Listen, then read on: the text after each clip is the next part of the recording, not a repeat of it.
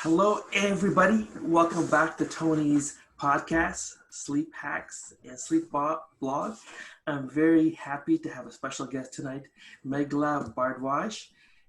She's based in Singapore, but she's got so much amazing information when it comes to sourcing, especially from Asia. Meghla, welcome to the podcast. Thank you so much, Tony, for inviting me. I'm super excited to be here. I've been watching your podcast on LinkedIn and Facebook a couple of times. So yeah, very interesting take you have, focusing specifically on sleep related products and all of that. Yeah. Sure, thank you. I mean, that's what I kind of know about, but I've sort of expanded that. And that's why I'm really glad to have you on here, because you can really educate people and about different things. And really, it's about diversification, I find, not any different Right. than a financial portfolio. But before we start, please tell people about your background and all the good stuff so they can really understand you. Yeah, sure. So I have been in the sourcing industry for almost 20 years. Yes, I'm super old. And I worked in India, in China. I actually lived in China for almost 10 years, and I've been here in Singapore for about 5 years. So most of my career, I worked for a company called Global Sources, which is basically a B2B sourcing platform. And while I was working with them, I've been in different roles, working with suppliers as well as buyers. And I've kind of gotten a good understanding of both sides, of both perspectives, the challenges that suppliers face, the manufacturing and export challenges, as well as the challenges that buyers face when they're sourcing from Asia. So I kind of have a good perspective of both sides. And then about 4 years ago, I started working with e-commerce and Amazon sellers, organizing a conference for them in Hong Kong. Sharing sourcing best practices, as well as how to sell more effectively on Amazon. And so that's how I was introduced to the fascinating world of e-commerce and Amazon. And since then, I've kind of diversified. I have started my own entrepreneurial venture. Last year, I organized a sourcing trip to India that is specifically for e-commerce and Amazon sellers. I also run a podcast at The Asian Seller. And yeah, I'm currently doing virtual sourcing shows because, of course, thanks to COVID, we can't do our trip anymore. So I'm doing a monthly sourcing show where I invite manufacturers and service providers from India to basically show their products and tell people their stories. Yes, I saw that trip with Tim Jordan. That was really Yeah. good because I'm also a member of his private mastermind as well, which is really Right. nice. He has a lot of great information. What are the challenges, really, especially vis-a-vis China, that people would face when they first considered importing from India? Yeah, I think one of the roadblocks and challenges that people will instantly face is that India has a limited number of product categories. Whereas in China, you can source practically anything and everything that's manufactured under the sun, right? Whereas India specializes in certain categories. So that's something to keep in mind. You want to source products from India that the country is competitive in. For example, electronics is currently not a good product to source from India, although that is changing. I think, 5 years down the line, India will definitely be a strong competitor to China in terms of electronics. But as of now, there's not much OEM electronics, being manufactured and exported from India. Currently, the product categories that India focuses on are more of, the cotton-based products, for example, or wooden-based products, metal, home decor items, gift items, a lot of eco-friendly products. So that's one thing that you will definitely notice. And then another challenge, I think, is that the overall manufacturing and export industry is very well oiled in China. Everything works very smoothly, and there's a lot of different resources available, and everything moves very fast. Whereas in India has been exporting for decades, and there are established manufacturing and export industries. But I find that sometimes things don't work as smoothly as they do in China. Especially for e-commerce and Amazon sellers, smaller entrepreneurs, you might find things like suppliers may not want to do DDP, for example. In China, it's so easy. Sometimes you just go to Alibaba, search for a product, tell them you want so many pieces, this is where it needs to be shipped, and they manage everything, the freight and all, and it's just DDP. Whereas in India, you might, have to work with a supplier for your manufacturing, of course, and then a freight forwarder for the shipping and logistics and everything. So in India, they're more used to working with larger companies, larger retailers, brands. They're not as used to working with smaller e-commerce Amazon sellers. That's still a new buyer segment for them. So yeah, I think those are a couple of things that you'll find when you start sourcing. Right, yeah. Let me ask you this. In terms of the changes we've seen with COVID and everything being so virtual, how is that playing out? I heard somebody say recently that if it almost levels the playing field, because everybody that didn't go to maybe wasn't on Alibaba now is, or other global source, other websites, because of the fact that it's very difficult to meet in person. Yeah, I think what's happening is that, a lot of suppliers and all, they're really being forced to change the way that they do business. Because even, talking about India specifically, a lot of the suppliers, they used to exhibit at trade shows, twice a year, maybe in India or overseas as well. A lot of them go to Germany and Europe and US to exhibit at trade shows, and that's where they get their leads for the entire year. Of course, they have their own, regular clients, repeat clients as well. But Indian suppliers, typically, they're very dependent on trade shows. And that has really been, a big change for them to adapt to this new normal, where they are now completely dependent on virtual, trade shows and all. But I think overall exhibitions have also adapted. So for example, there's one exhibition in India called the Delhi Fair. That's supposed to be the Canton Fair of India. So they were very quick to organize a virtual exhibition. And I was quite impressed actually with how efficiently it was done. And it was done on a very large scale. In fact, for Canton Fair, we heard that there were a lot of technical issues. It was not very easy to see the suppliers' information and the products. But the Delhi Fair, I thought, was pretty smooth, pretty efficient. Of course, not 100% there yet. It was the first time they were doing it. There were a lot of glitches and all, but still overall, it was a good experience for buyers. And so suppliers were also very quick to adapt to this virtual exhibition. They put up their, catalogs and their videos, and some of them had 3D views of their showrooms. So yeah, I think suppliers both in China and India are really adapting. Are there a lot of Indian suppliers on global sources or Alibaba?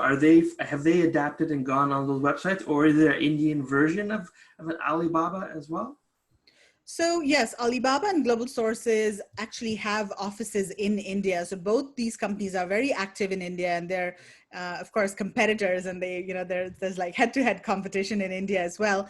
In fact, Global Sources has been in India for, 25 plus years, because when I started working 20 years ago with Global Sources, I started working with them in India. So they were there at that time.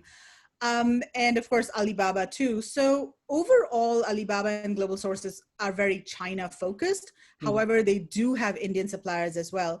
But I find that Indian suppliers are a bit wary of online marketplaces. They prefer to find buyers either through word of mouth, through reference, or at trade shows, because they want to be able to get vetted and qualified buyers. Because when they're on a website like Alibaba Global Sources, they probably get like 20 leads per day, and then one of those leads might be a serious lead and turn into an order. Yeah. But a lot of the companies in India are smaller, smaller manufacturers. Maybe a lot of them are family-run businesses where the owner themselves, or maybe they have one assistant who's sifting through all of these leads.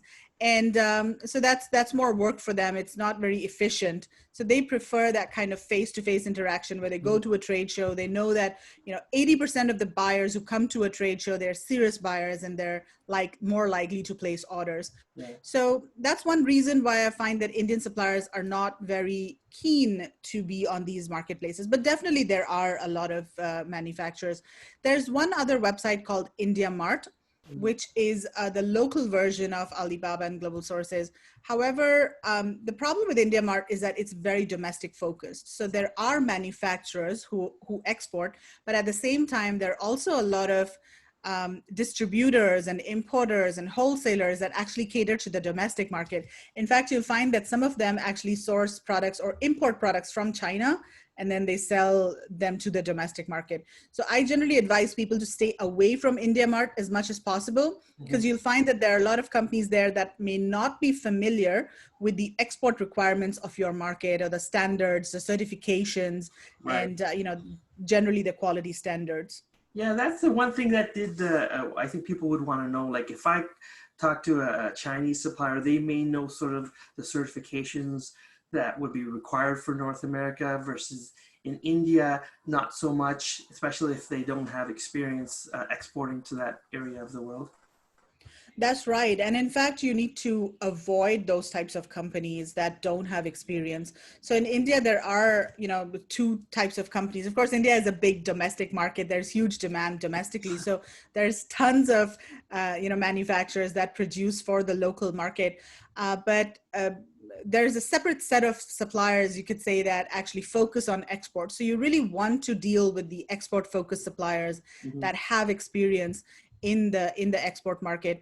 And of course, some of these exporters, they also cater to the domestic market, but maybe the share of exports is higher. And those types of suppliers do understand the requirements, the standards, and how to work with overseas buyers. In fact, if you go to this trade show, Delhi Fair, that I mentioned, Yes. all the suppliers there are export focused. And that's one of the reasons it's known as the Canton Fair of India. And I really like the quality of suppliers there, because each and every one of them is an exporter, because it's organized by the Export Promotion Council for Handicrafts. Right. So this is a government organization that is actually responsible for increasing the exports of the handicrafts industry. So every supplier over there at the show is an exporter. How have Indian exporters or people in general, have you found they've adapted to the sort of maybe changing patterns on Amazon? Because people are definitely staying at home, they're doing things at home, and they're looking for things more for home based than ever before. Yeah, I think Indian suppliers are really adapting a lot. And in fact, I mentioned I do this virtual sourcing show every month, and I've been seeing suppliers offering more of office or home office kind of related products, or masks or other things, that kitchen items. So they are on top of trends. They see what's happening internationally, and they do adapt and try to launch new products that are in demand in the market. Yeah, I definitely see that. Tell us a little bit more about yourself. So what's your role? Like, are you a consultant as well, or do you own a company that consults, or how does that work? No, so I don't do consulting as of now. So my company is primarily focused on organizing sourcing trips and events. That's the main focus. And so India Sourcing Trip, which is the trip that I organize to India for Amazon and e-commerce sellers, that's one of the main, my flagship trips that I do. And then I was, of course, planning to do, host more events for Amazon and e-commerce sellers this year, but that plan, those plans couldn't be completed thanks to COVID. So I focused more on virtual shows. So yeah, I mean, I mostly focus on events and sourcing trips. That's kind of my focus. And then I also have a Facebook group where I try to help people who are looking to source from India. So what I've done is I've got this network of service providers that I've vetted. And if anybody wants to start sourcing from India, I can introduce them to sourcing agents, or freight forwarders, or suppliers that we featured on the sourcing show.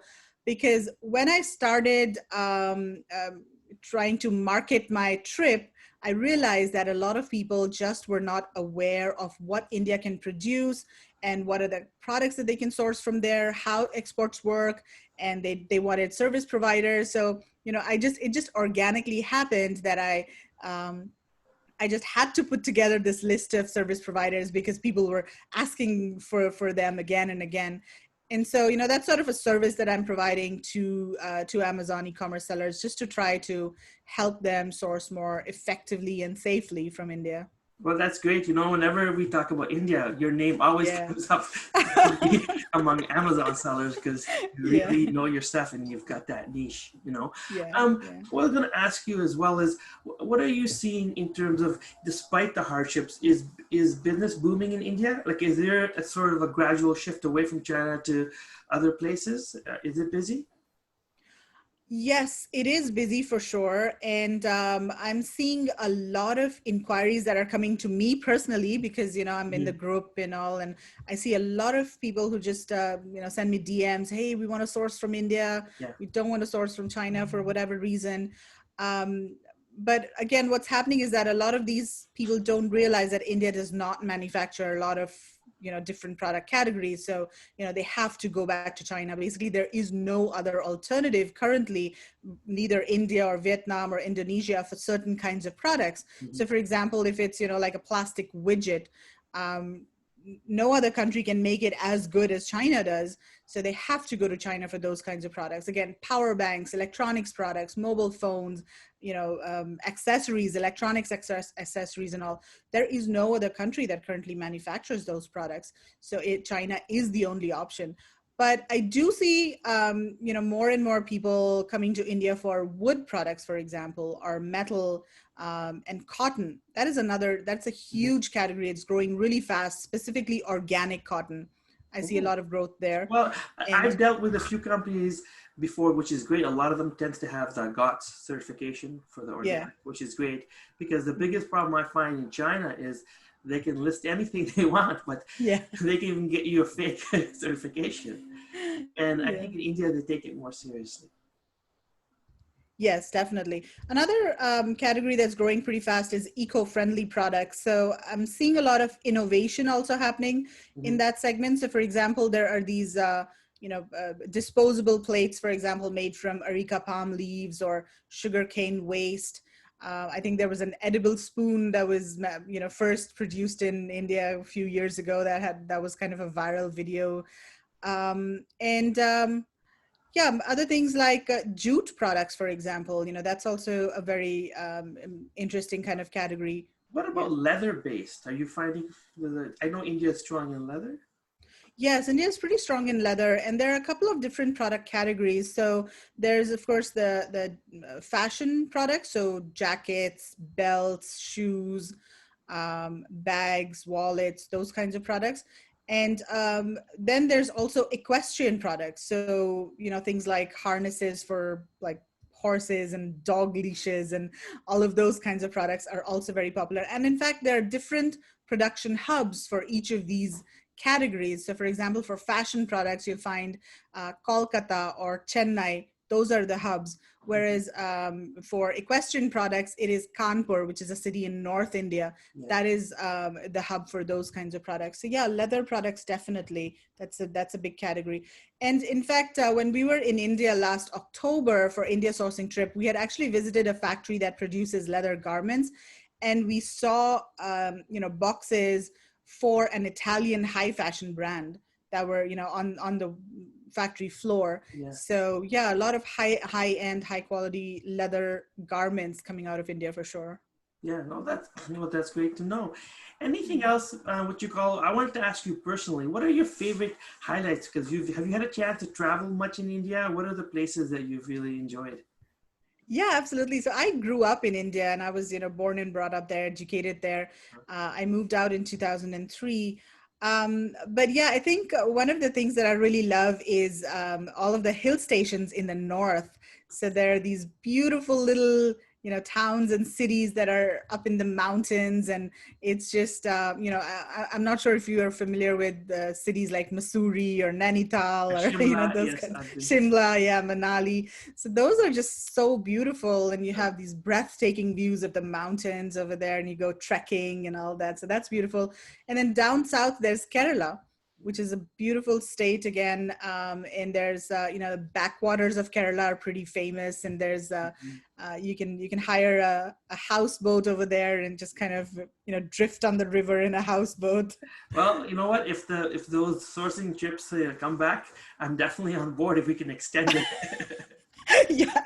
Yeah, there's a great place I would also recommend people visit. It's called Kutrao, which is it's kind of remote. You know, it's in Madhya Pradesh, and it's Mhm. amazing. They've shot a lot of movies because it's so remote. That's why the temples are intact still. It's a beautiful place. Yeah, totally, totally. I Yeah. think there's a lot to explore in India.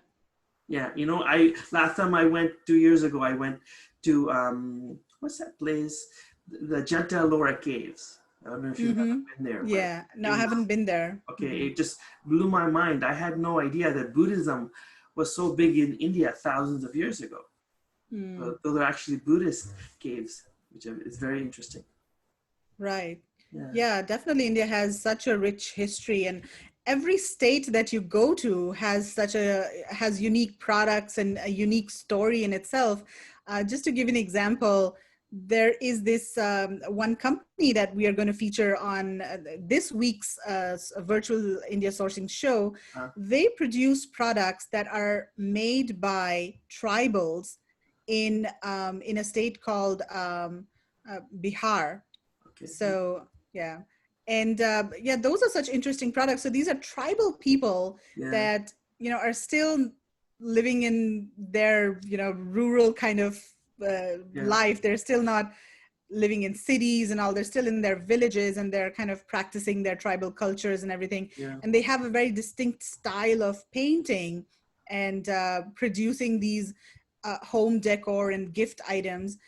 And this company, that's what they specialize in. They Wow. have these tribal people hand paint products like mobile phone holders, for example, or or ties, or pen stands, and things like that. So Yeah. it's such a interesting combination of the old and new. That's Yeah, perfect. That's the type of stuff they really want to document for social media. People love a yeah. story behind it, helping indigenous communities. It becomes a really a thing of passion for people. Then.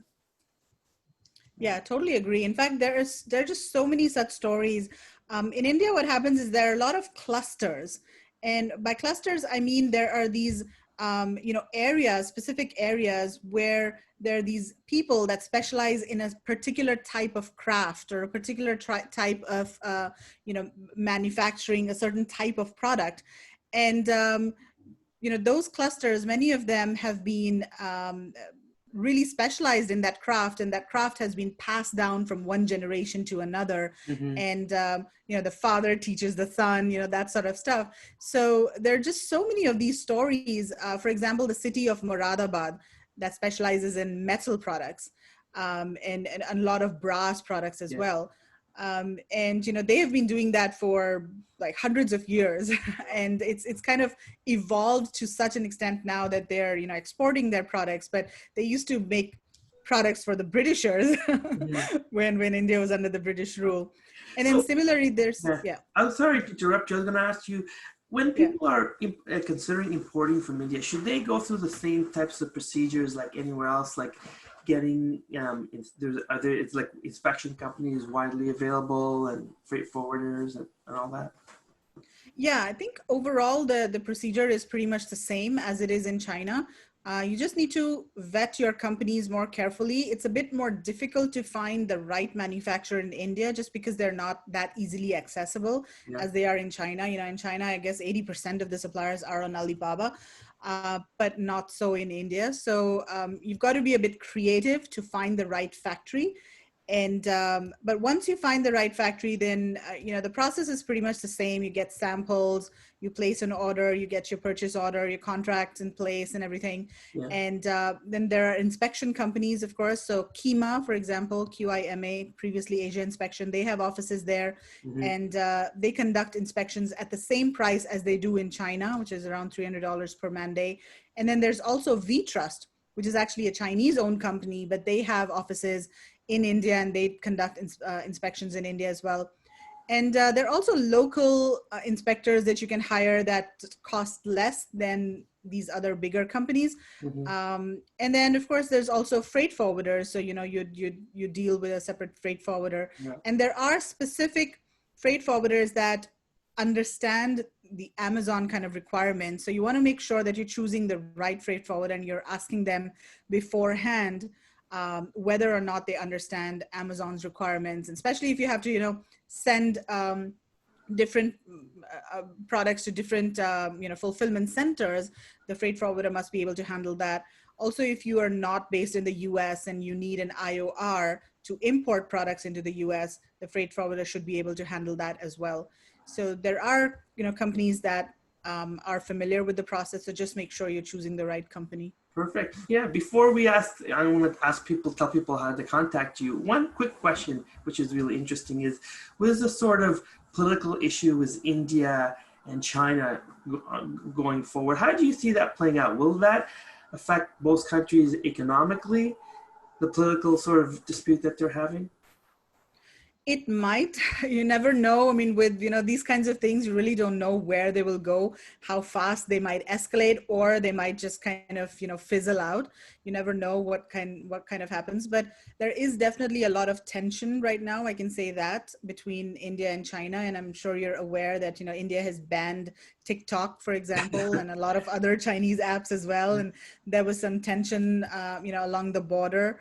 And currently it's also a bit difficult to ship samples or get products from China into India. So in fact, one of my friends contacted me. He wanted to get something from China to India, so they've shipped it to Singapore, and then from Singapore I need to ship it to India.